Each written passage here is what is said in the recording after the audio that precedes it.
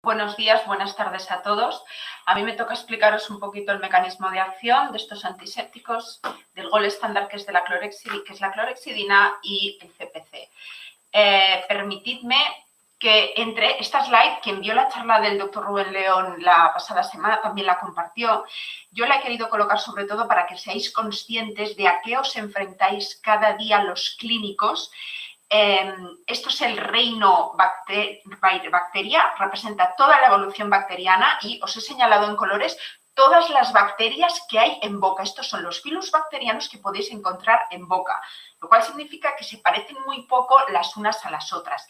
Y esta elevada variedad de microorganismos en boca nos complica muchísimo los tratamientos, porque los biofilms que se generan a partir de estos microorganismos tienen mucha diversidad metabólica y esto es un gran problema.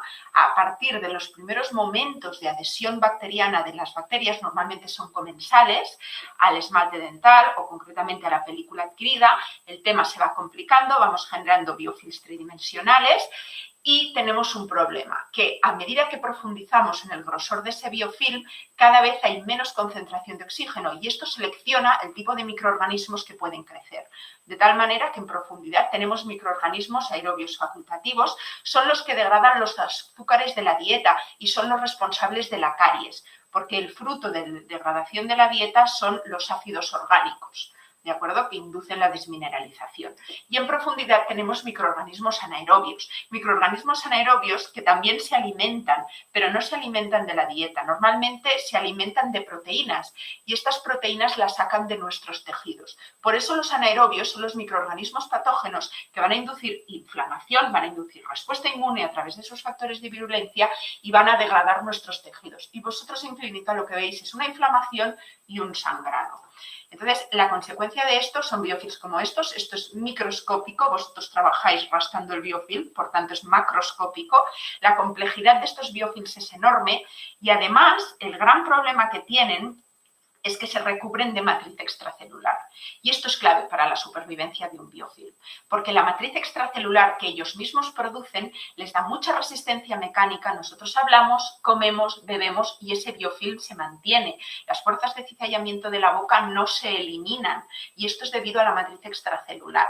La inefectividad de las células de defensa no penetran dentro del biofilm, de la misma manera que tampoco pueden hacerlo los antibióticos y algunos antisépticos, porque esta matriz extracelular atrapa a estas moléculas, las cuales no pueden llegar y matar a los microorganismos.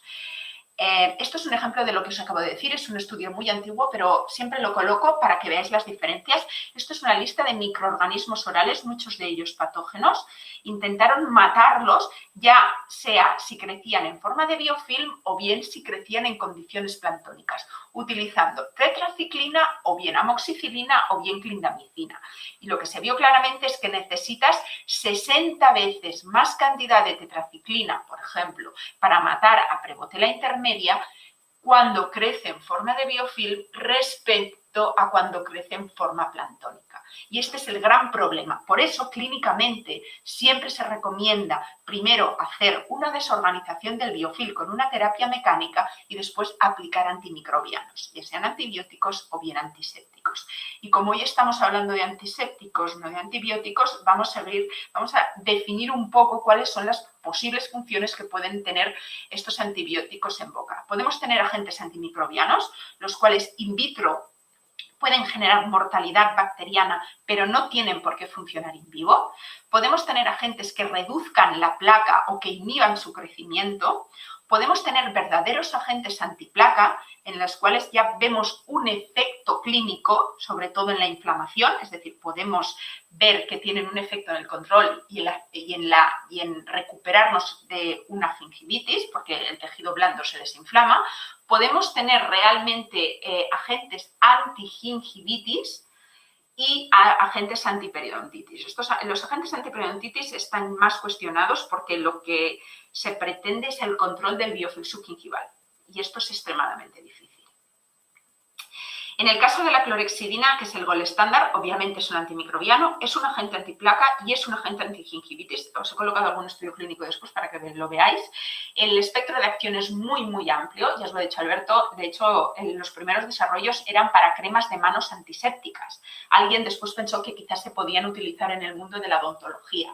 Si bien es cierto que en Europa rápidamente se aceptó a concentraciones altísimas, como pueden ser las del 0,2, en Estados Unidos la FDA yo creo que puso bastante más sentido común y pidió hacer más investigación hasta conseguir trabajar con concentraciones más bajas como son las 0,12. Como os digo, es capaz de matar gram positivos, gram negativos, bacterias aerobias, bacterias anaerobias, hongos y levaduras. No podemos dejar de hablar de los efectos colaterales que puede presentar la clorhexidina, como pueden ser las tinciones, porque lo que hace es precipitar los cromógenos de la dieta. Por tanto, muchas veces las tinciones están relacionadas con la dieta que tiene el paciente, más que con el uso de la clorhexidina.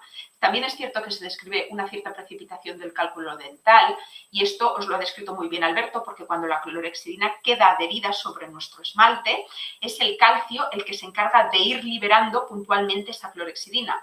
Y este calcio después genera la placa o el cálculo dental. También las bacterias muertas calcifican mucho más deprisa que las vivas. Puede presentar un sabor amargo, aunque esto depende de las formulaciones, y sí que es cierto que hay reportes ocasionales de irritación de tejido blando. Sin embargo, yo he ido revisando vuestros comentarios. Cuando estamos en fases de tratamiento periodontal, lo que hay que hacer es frenar la periodontitis. Las tinciones no tienen que preocupar. Las tinciones ocurren porque no tenemos una buena técnica de cepillado en casa y porque no visitamos al profesional tan a menudo como deberíamos, porque una limpieza profesional nos eliminará las tinciones sin ningún problema. No se tiñe el esmalte ni se tiñe la dentina. Lo que se tiñe es el biofilm que no somos capaces de eliminar. ¿De acuerdo? Tiene una acción directa respecto a los microorganismos, puede ser bactericida a altas concentraciones o bien puede ser bacteriostática. Eso significa que voy a impedir el crecimiento de los microorganismos aunque no los mate. Y las dos cargas positivas que os ha explicado Alberto son claves para ello y os voy a explicar el porqué. Esto es una bacteria, os señalo su zona de pared celular, está formada por una bicapa lipídica. Esta bicapa lipídica tiene su unidad en los fosfolípidos y un fosfolípido presenta una cabeza polar y dos colas de ácidos grasos. Y esta polaridad viene caracterizada por un átomo de fósforo, el cual presentará carga negativa cuando se transforma en un fosfato. Por tanto, las bacterias tienen una superficie cargada negativamente y la clorhexidina presenta dos cargas positivas. Por tanto, fisiológicamente, la unión de clorhexidina a estas membranas cargadas negativamente es muy rápida. La clorhexidina se une muy rápido y se agrupa sobre esa superficie, generando poros en la membrana de esas bacterias. ¿Y qué le ocurre a una bacteria cuando se generan poros? Pues que se produce un desequilibrio osmótico entre el espacio intracelular y el espacio extracelular e incrementa la permeabilidad. ¿Qué puede ocurrir? Puede ocurrir que entre, dependiendo de las condiciones osmóticas, que entre agua a la bacteria, a la célula bacteriana, y esta bacteria acabe reventando, o bien que se vacíe el contenido del citoplasma bacteriano y que quede una bacteria pues desinflada, como una pasa. En todos casos, lo que tenemos es una muerte celular. Este es un experimento para que veáis un poquito lo que os estoy explicando. Esto es una bacteria gram negativa, por tanto tiene una membrana interna y una membrana externa. En ambos casos son bicapas lipídicas. Aquí es un tratamiento de hecho esto es Pseudomonas stutzeri. Es un tratamiento con clorhexidina. A los 5 minutos se revienta la membrana externa y se produce un vaciado del contenido intermembrana. A los 15 minutos se ha roto la membrana interna, por tanto, todo el contenido de la bacteria, lo veis, es menos electrodenso, se está vaciando esa bacteria. A los 15 minutos. A los 30 minutos tenemos una lisis bacteriana y a los 60 minutos tenemos lo que se conoce en microbiología como un fantasma bacteriano. Este es el mecanismo de acción de la clorhexidina directa sobre los microorganismos. El efecto es inmediato. Después de un enjuagado ocurre muy rápidamente, sobre todo en las bacterias que están en suspensión o formando pequeños agregados en saliva y también en las bacterias adheridas al esmalte. Pero Como tiene una sustantividad muy elevada, de hecho, hay estudios en los cuales a las 24 horas, después de haberse enjuagado, todavía encontramos trazas de clorhexidina en boca. Pero como hay una liberación gradual, lo que ocurre es que si la clorhexidina se va liberando de los tejidos a los que se ha adherido, porque es capaz de interaccionar con glucoproteínas y fosfoproteínas aniónicas, tanto de la mucosa como de la película adquirida del esmalte, se va liberando esta clorhexidina y va matando a lo largo del tiempo. Aparte de esta acción directa, que es contra los microorganismos, hay una acción indirecta que es en el esmalte, porque la clorhexidina tiene capacidad de unirse directamente al esmalte e impedirá que las bacterias puedan unirse a ese esmalte, ¿de acuerdo? Es un puente que impide la formación o sobre todo la colonización de los primarios, de los microorganismos comensales que empiezan a adherirse en la película adquirida y después construyen un biofilm más maduro que normalmente se vuelve patógeno con el tiempo. ¿Qué pasa con el cloruro de acetilpiridino? Es un antiséptico monocatiónico, tiene menos fuerza que la clorhexidina, pero esa carga positiva es muy estable y eso es muy importante. Es lo que os explicaba Alberto, que la absorción es muy rápida en nuestros tejidos, pero también se libera muy rápidamente. Es un antimicrobiano, es un antiplaca y sobre todo, quedaros con esto, es un detergente. Y esto es muy importante de cara a la matriz extracelular. Os voy a enseñar unos cuantos experimentos que no hemos publicado, que tenemos hechos en la casa a este respecto. De nuevo, tiene un amplio espectro de acción, más gram positivas que gram negativas, aerobios, anaerobios, hongos y virus. Y al final de la charla voy a hacer una mención a los virus. Obviamente también se ha utilizado en el tratamiento en industrias, sobre todo tratamientos antimicrobianos en industrias cárnicas, ¿de acuerdo? Para descontaminar las superficies de alimentos y en limpieza y desinfección en farmacología y en hospitales, ¿de acuerdo? De superficies. Mecanismo de acción es el mismo que el de las bacterias, pero tiene menos fuerza porque solo tiene una carga positiva, pero igualmente interacciona con las capas lipídicas y genera poros en la membrana de la bacteria que conducirán a la muerte celular. De manera indirecta, el CPC tiene una característica muy importante y es que genera una película adquirida sobre el esmalte hidrofóbica y eso significa que no hay agua a su alrededor. Y un microorganismo tiene muchos problemas para adherirse si no tiene agua, de tal manera que cuando nosotros utilizamos el CPC como antiséptico, nuestros biofilms son más lábiles y son más fáciles de eliminar. Os he dicho que nosotros creíamos, al ser considerado un surfactante, que podría tener una cierta acción en la matriz extracelular. Para ello, desarrollamos el siguiente experimento. Nosotros, utilizando nuestro sistema de boca artificial, desarrollamos biofilms orales multiespecie. Estos son biofilms orales patógenos asociados a enfermedad periodontal. Son verdaderos patógenos. Lo que tenéis aquí es un Fusobacterium nucleatum, estaba Porphyromonas gingivalis, Regatibacter actinomycetum comitans. Aquí hay 6 especies. Y nos los fuimos a mirar, esto es un control negativo, es un biofilm crecido durante 4 días, nos los fuimos a mirar por microscopía de fuerza atómica, que lo único que nos permite es ver el relieve del biofilm. Y entonces los tratamos con CPC al 007 y al cabo de un tiempo, 30 minutos, volvimos a mirar el aspecto de esos biofilms y también después de 45 minutos. La diferencia que vimos es que ya no es una estructura muy lisa porque hay matriz extracelular, sino que es una estructura tremendamente rugosa, llena de picos y valles. Y a los 45 minutos ese biofilm prácticamente había desaparecido y lo que veíamos era la hidroxiapatita, que es nuestro sustrato de adhesión. ¿Qué pasa? Pues que el CPC, al ser considerado un jabón, porque nosotros lo consideramos el jabón de la boca, de la misma manera que nos lavamos tantísimo las manos, ahora también debemos utilizar un jabón de boca, porque lo que hace es levantar la matriz extracelular de los biofilms. Y os he dicho al principio que la matriz extracelular es lo que impide la penetración de antibióticos y de algunos antisépticos. Por tanto, pensamos que si nosotros aplicamos CPC, permitiremos la entrada de la clorhexidina a zonas más profundas del biofilm. Pensando en esto, nos pusimos a pensar cuál era el bicho, el microorganismo que produce los dextranos en mayor cantidad y las matrices extracelulares más exageradas. Y uno de ellos es Streptococcus mutans, fuertemente asociado a caries.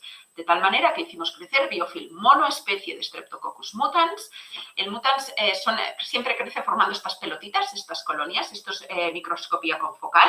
Teñimos en verde las colonias de Streptococcus mutans y en magenta podéis ver la matriz extracelular que forma este bicho. Y aplicamos un tratamiento de CPC al 007, 10 minutos o bien 20 minutos. Y lo que vimos es que la matriz extracelular prácticamente desaparece. ¿Qué pasa? Solo degrada la matriz extracelular, es un antiséptico y por tanto también mata bacterias. Entonces, en paralelo, biofilms replicados se sembraron. Y lo que vimos es que respecto al control, esta es la carga total de Streptococcus mutans que había de promedio en los biofilms no tratados. 10 minutos de tratamiento con CPC, 20 minutos de tratamiento, la mortalidad es muy elevada, baja casi 3 órdenes de magnitud. Y eso es muchísimo. Hay muchas clorexidinas que no bajan ni un orden de magnitud. Es decir, este agente, además de degradar la matriz extracelular, es muy killer, es capaz de degradar muy bien las colonias de Streptococcus mutans. Yendo más allá, también nos preguntábamos qué pasa con los biofilms orales patógenos, qué pasa con los CPCs. Entonces utilizamos de nuevo nuestro sistema de boca artificial, hicimos microscopía confocal y esto es lo que os explico. Estos son biofilms de control, en verde microorganismos vivos y en rojo microorganismos muertos. Son biofilms de 4 días de formación. Y entonces cojo y esos biofilms los tratamos con CPC durante 2 minutos. ¿De acuerdo? Al 0,05. Y utilizamos también colutorios de uso diario con triclosan, que es otra molécula también que algunas casas comerciales utilizan y recomiendan como antiséptico de uso diario. Entonces, esto ya nos da una idea de la efectividad real, porque los estudios in vitro lo que nos permiten muchas veces es ver diferencias que clínicamente no se pueden ver. Más, si ahora yo, además de utilizar el triclosan, busco antisépticos recomendados de uso diario, estos son los porcentajes de supervivencia de biofilms orales tratados con estos antisépticos. Es decir, si yo trato un biofilm oral durante 2 minutos con un colutorio que lleva CPC al 0,07%, el 95% de las bacterias se mueren, porque esto es porcentaje de supervivencia. Fluoruro de estaño, CPC al 0,05, ¿veis la diferencia de concentración?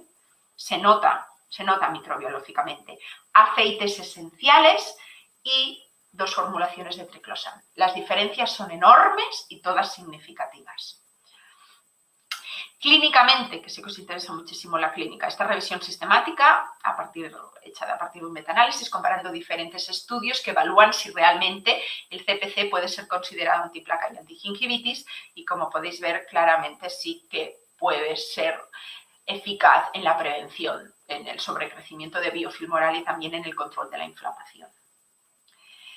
Nosotros tenemos la política de hacer estudios clínicos de todo lo que formulamos y todo lo que lanzamos al mercado. Os he puesto un ejemplo respecto al CPC. El colutorio vitis encías es un 0,05% y el challenge que nosotros le hicimos a este producto fue si era capaz de realizar un control de placa en un modelo de estudio de 4 días sin cepillado. O sea, estoy pidiéndole a mi CPC que sea capaz de controlar el sobrecrecimiento del biofilm durante 4 días sin usar el cepillo. No estoy diciendo que haya que hacerlo, estoy diciendo que estoy colocando mi colutorio a máximos para ver si funciona. Y evidentemente había diferencias significativas respecto al placebo.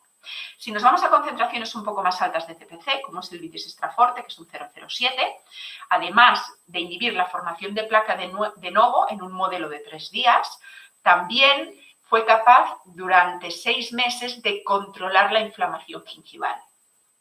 ¿De acuerdo? Por tanto, estamos hablando de un producto que además de ser antiplaca puede ser considerado antigingivitis. Lo que os decía el Alberto, nosotros somos muy entusiastas de hacer un sumatorio de efectividad antimicrobiana. Por eso nuestros productos, los productos que se necesitan sobre todo para el tratamiento periodontal, son una mezcla de clorexidina y CPC. Creemos que es muy importante que sea así por lo que os he explicado, porque el CPC abre la matriz extracelular y permite la entrada de clorexidina a las zonas profundas del biofilm. Y eso hay muchísimas clorexidinas que no lo consiguen. Aquí os explico, nuestro reto fue enfrentarnos a clorexidinas 0,2 con alcohol, que es la que tenéis aquí, y 0,2 que presenta un sistema antitinción, denominado Anti-Discoloration System. Ojo, esto es porcentaje de mortalidad, de tal manera que esta clorexidina 0,12, al añadirle CPC, consigue incrementar la mortalidad más que un colutorio 0,2 con alcohol y obviamente mucho más que un colutorio 0,2 con un sistema anti-discoloration, anti-tinciones, porque es obvio que cuando uno coloca un sistema antitinciones en una fórmula con clorhexidina, el sistema antitinciones funciona, lo que deja de funcionar es la clorhexidina, porque lo que hace es secuestrarla. Entonces, si tú secuestras la clorhexidina para evitar que precipite cromógenos, también la secuestras para evitar que funcione. Es química pura. ¿De acuerdo? Si yo cojo estos biofilms y me los miro debajo del microscopio confocal, las diferencias, recordad lo que os he dicho, en verde microorganismos vivos, estos son biofilms de control, en rojo microorganismos muertos, las diferencias son abrumadoras. Y esta gráfica, que siempre me gusta mucho ponerla, os la explico. Esto es el disco de hidroxiapatita, es el sustrato de adhesión del biofilm y estos son 4 biofilms diferentes. Y yo, con mi láser de microscopio confocal, penetro y estudio la cantidad de bacterias vivas y muertas en cada capa, ¿de acuerdo? Obviamente, en un control negativo, casi todas las capas de mi biofilm, es un biofilm de 4 días, están vivas. Esto es lo que ocurre en 4 biofilms cuando los trato con clorhexidina más CPC. Y esto es lo que ocurre cuando los trato con mi 0, esto es un 2, un 0,2 con ADS, perdón, esto es un 0,2 con alcohol, un 0,12 con alcohol y esto es un 0,2 con ADS. La penetración, bueno, es muy justita, ¿de acuerdo? Para nosotros la máxima es que si un colutorio, si un principio activo dentro de un colutorio no penetra, es que no funciona, porque matar las 3 o 10 o 15 o 20 primeras micras de un biofilm no es matar. Y esto es un ejemplo ya en clorhexidinas 0,12, ¿de acuerdo? 0,12, CPC 0,12, clorhexidina 0,12, CPC 0,05, esto es una clorhexidina 0,12 que le colocaron fluoruro de sodio y esto es una clorhexidina 0,12 y como podéis ver las diferencias son muy importantes. Esto es un vídeo de un biofilm, colocamos un biofilm de 4 días bajo el microscopio, encima le colocamos PerioAid, es clorhexidina 0,12 más CPC 0,05 y empezamos a captar, porque como os he dicho, el microscopio confocal tiene un láser que penetra en la muestra. Por tanto, mientras el biofilm se estaba muriendo, el láser penetraba, llegaba hasta abajo, volvía a empezar y volvía a penetrar. Y así es un estudio de time-lapse y tú puedes estudiar cómo va muriendo el biofilm a lo largo del tiempo. Y os explico lo que estáis viendo en la imagen. Esto es por encima, me estoy mirando mi biofilm por encima, como vosotros lo veis a vuestros pacientes. Esto es mi biofilm de lado, es decir, esta es la parte superior del biofilm y esta es la parte que está en contacto con el sustrato de adhesión, que es hidroxiapatita. Y lo mismo en este lado. Esta es la superficie del biofilm y esta es la zona de adhesión. ¿De acuerdo? Esto es un vídeo de 20 minutos concentrado en 5 segundos. Esperemos que funcione bien. Esto es lo que le pasa al biofilm. Si hace falta, os lo volveré a poner. ¿Lo veis? ¿Veis cómo cambia rápidamente de vivas a muertas? Esto es un colutorio que funciona, porque no solo mueren las primeras capas, sino que mueren también los microorganismos adheridos. Y yendo más allá, esta gráfica es el resultado de varios años de investigación utilizando nuestro modelo de boca artificial. Recogemos colutorios de todo el mundo y evaluamos la capacidad que tienen killer, la capacidad de matar biofilms orales subginquivales. Ya os lo he comentado antes, son biofilms orales patógenos. O sea, las barras que tienen el mismo color son las barras que comparten la misma concentración de principio activo. Y la verdad es que es una gráfica muy reveladora para daros cuenta de que la formulación es tremendamente importante. Esto es una clorhexidina 0,2 con un porcentaje de supervivencia de un 10%, por tanto tiene un porcentaje de mortalidad de un 80%, y esto también es una clorhexidina 0,2, ¿de acuerdo? Esto es una clorhexidina 0,12 y esto también es una clorhexidina 0,12 y casi arrasa al biofilm. ¿De acuerdo? Una cosa que yo siempre recomiendo cuando doy mis charlas es que cuando os expliquen o cuando os vengan a vender clorhexidina, preguntéis cómo está realizado el test de efectividad, porque ya os lo he comentado al principio y lo he comentado muchísimas veces. Los test hay que hacerlos sobre bacterias que crecen en forma de biofilm, porque en la boca las bacterias no están en suspensión, ni siquiera en la saliva están aisladas, porque están formando pequeños agregados. Por tanto, el reto no es matar una bacteria que está en suspensión, el reto es matarla cuando crece en forma de biofilm. Y si vamos un poquito a clínica, os explico in vitro lo que vemos y estos son estudios independientes encargados a investigadores. Nosotros enfrentamos la fórmula de Perioid, tratamiento con una clorhexidina 0,2 que llevaba alcohol. Son dos estudios diferentes y, como podéis ver, respecto al índice de placa, son prácticamente iguales, lo cual significa que no hay diferencias significativas y que este colutorio es tan bueno como una clorhexidina 0,2 con alcohol respecto al control de placa. Y esto es tremendamente importante, sobre todo de cara a los efectos secundarios, más que las tinciones que ya os he dicho que son reversibles. Cuando se utiliza perioides es porque tienes una enfermedad periodontal y hay que preocuparse de lo que realmente importa y es frenar la condición periodontal que hay y evitar recidivas, de tal manera que para mí, más que las tinciones, es el burning que tiene en la boca, es la desecación de las mucosas que pueden llegar a tener las clorhexidinas con concentraciones tan elevadas y sobre todo con alcohol. Me parece tremendo que se siga utilizando el alcohol. Yendo más allá, nos enfrentamos a una clorhexidina 0,2, pero esta vez con Perioid mantenimiento. Y eso significa que lleva una clorhexidina al 0,05 y un CPC al 0,05. Es un estudio en el cual están pacientes en fase de mantenimiento periodontal después de una terapia mecánica. Y como podéis ver aquí, durante 6 meses, respecto a un placebo, en el índice de placa no hay diferencias significativas entre ambos colutorios y en el índice de gingivitis, que lo que medimos es la inflamación gengival, tampoco. Pero sí que hay diferencias significativas respecto a los efectos secundarios, sobre todo al sabor que puede tener una clorhexidina 0,05 respecto a la que puede tener una clorhexidina 0,2. ¿De acuerdo? Vamos a los virus, que sé que estáis, con esto acabo, que sé que estáis muy interesados. ¿Cuál es la posible capacidad virucida del cloruro de acetilpiridinio? Voy a empezar con este estudio, es un estudio del 2017, es un estudio in vitro y también es un estudio in vivo en un modelo de ratón.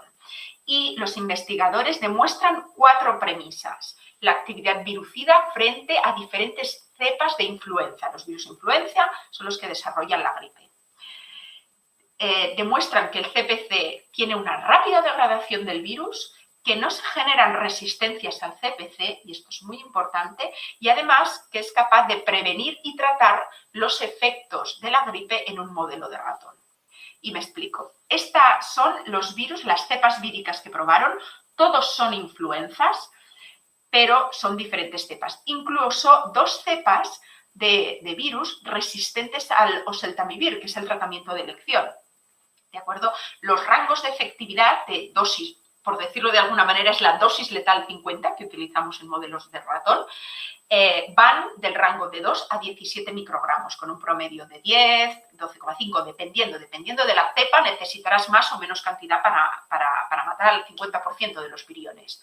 Lo que quiero deciros es que la dosis máxima permitida en Europa para el CPC es de 1000 microgramos mililitro. Y aquí estamos trabajando en una efectividad de 10 microgramos mililitro. Por tanto, el CPC sería altamente activo frente a los virus de la gripe. Como os he dicho, la acción es muy rápida. Estas slides creo que os las enseñó Rubén o si no Ernesto en la primera charla. Estos son los viriones de un tipo de influenza que eligieron. Esto es microscopía electrónica de transmisión. Hacen un tratamiento con 20 microgramos mililitro de CPC y, como podéis ver, lo que hace es reventar la envuelta del virus. Y aquí también.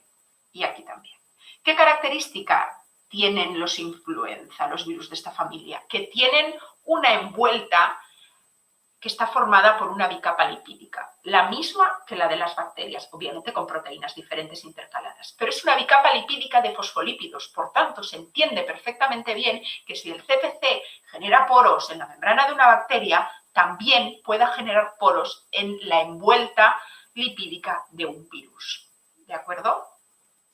Otra manera de medir si los viriones se están degradando es calcular la cantidad de proteína vírica que se libera una vez yo he reventado la partícula vírica. Y eso es lo que hicieron. A medida que incrementa la concentración de CPC, se produce un incremento de un release de la nucleoproteína, de la proteína vírica. ¿De acuerdo? Es otra manera de ver que yo me estoy cargando a los virus.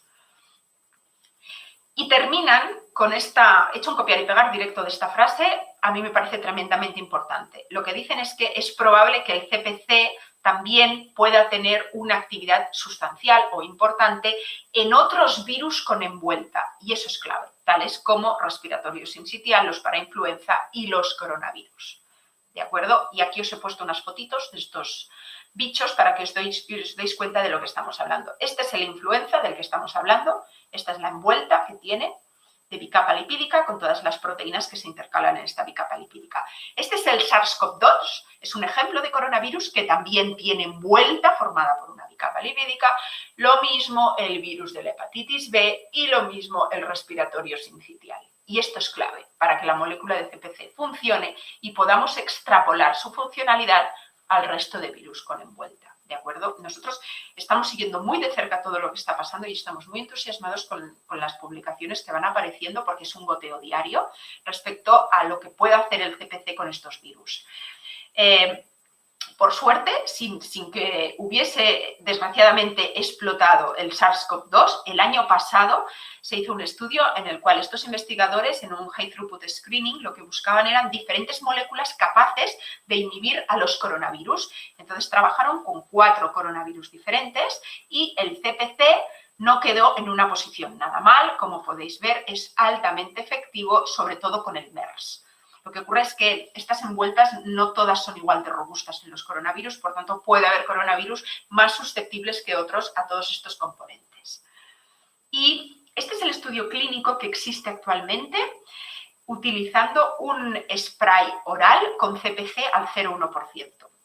Es un estudio realizado en Estados Unidos en el cual lo que hicieron es buscar voluntarios que quisieran utilizar este spray oral durante las épocas invernales, altamente asociadas a infecciones respiratorias de las vías aéreas superiores, y entonces ellos evaluaban tanto la frecuencia del resfriado respecto a un producto placebo que no llevaba CPC, como la severidad si tú te infectabas.